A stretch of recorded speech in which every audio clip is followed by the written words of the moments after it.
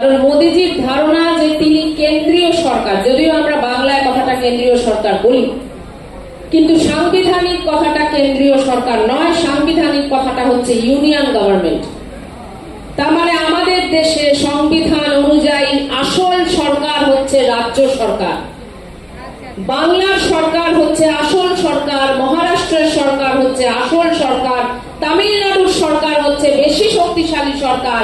আর এই সবকটা সরকারের একটা ঐক্য, সেই ঐক্যটা হচ্ছে কেন্দ্রীয়, আজকে তথাকথিত কেন্দ্রীয় সরকার।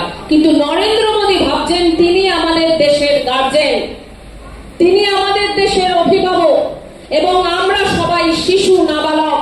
অতএব তিনি সকালবেলা ঘুম থেকে উঠতে যদি জয় শ্রীরাম বলতে বলেন আমরা বলবো, এবং রাত্রিবেলা যদি বলতে বলেন যে ইডিয়া বিরোধী দলগুলোকে গ্রেপ্তার কর, তাহলে সেটা আমরা বলবো।